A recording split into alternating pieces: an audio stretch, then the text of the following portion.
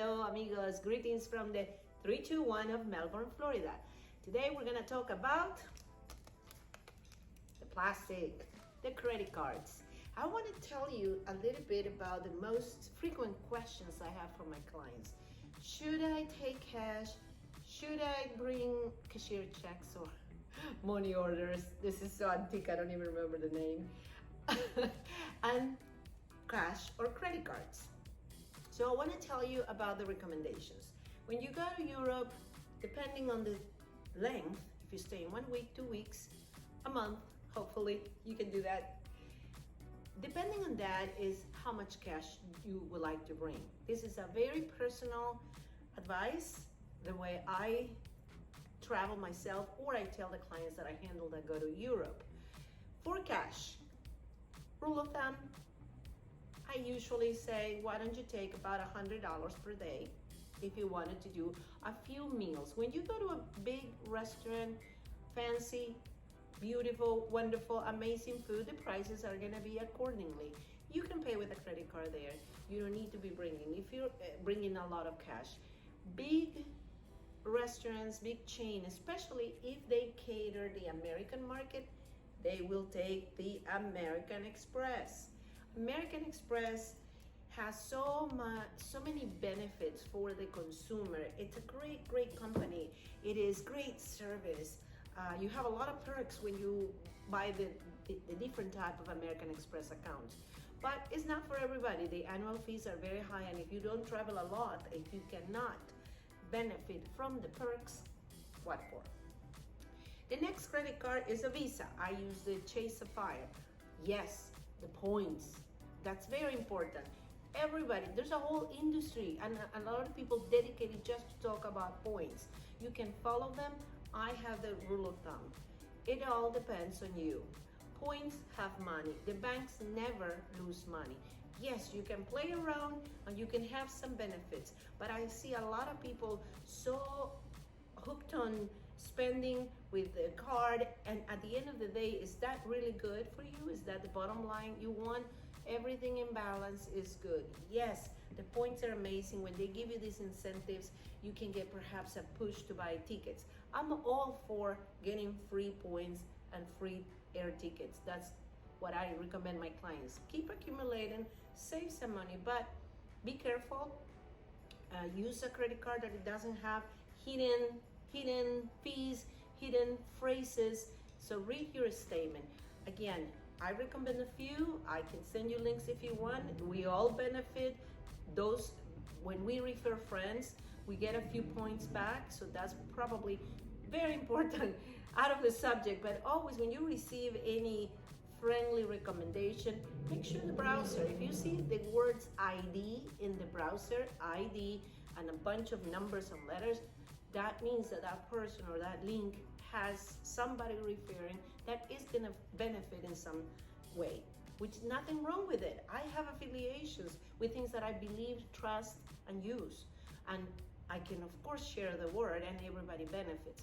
But be very careful. Some are not the best thing in the world. Visa, so that's the only reason I brought this card, because Visa and MasterCard are accepted everywhere, small or big. So in Europe, if you're gonna spend in something that is 6 euros, 10 euros, it's better to have cash. They have minimums amounts, so it's not like here in America, in North America, where you can actually charge $3 if you want to, which doesn't make sense, but you could. The issue here are the merchant fees. American Express has huge merchant fees, and Europeans simply don't want to use them. So they won't accept American Express, and that's very important for you to keep in mind. And never a debit card. Never a debit card to me or paying in any store. Okay, where were you? I got a call in the middle of this video, so hey, it happens, right? I was in never use a debit card. Never. You're not safe. A debit card could be hacked. All your money can be taken out. You never know what's out there. So be very mindful to who do you pay, what credit card you use. And the last recommendation is about verifying the international fees. It happened to me many years ago. I started using personal credit cards, and when I use my personal Visa, I get transactions as much as $12, $13 per charge. So it was really not fun time, but we all learn from experience. So if you're taking any credit card to Europe, you have to verify international fees. So that's the part on the credit cards. That was number one I wanted to mention to you. But the second thing is, do I bring cash? Is to your discretion. Maybe $100 a day will get you by with little things in Europe. Most shopping you can do it with credit card. Unless you're buying in a market, you need to bring cash. Euros, you can order euros in your bank. Some banks charge fees to get you euros, some don't, but you can do it. Plan ahead. Otherwise, you can buy them as soon as you get to Europe, in your first port of entry, in the airport and the hotel.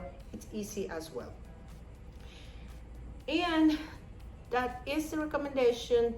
Don't forget to check about the fees. You don't want to be slammed with fees when you use the credit card. No paper, there's no more, I don't think anybody's making a cashier check, or what is it called? Traveler checks. Gosh, that sounds to me like ancient history. So no traveler check. Just that. Be very careful when you take your cash. Separate it. Never travel with all your cash in one place. I provide a bag for travel. There's another video. Check the other video on the most amazing travel bag. You can split some in that pouch and also in your luggage. So that in your carry-on with you. Cash always with you. Thank you very much. Don't forget to subscribe this channel. We have a few lines. You can check the tour my room or check my room. So there's hundreds of videos around the world. You can also check the 3-2-1, which is quickly tips about your trip. And you also have all about cruises. It's a lot of things in the YouTube channel, so I hope to see you in the next trip. Goodbye.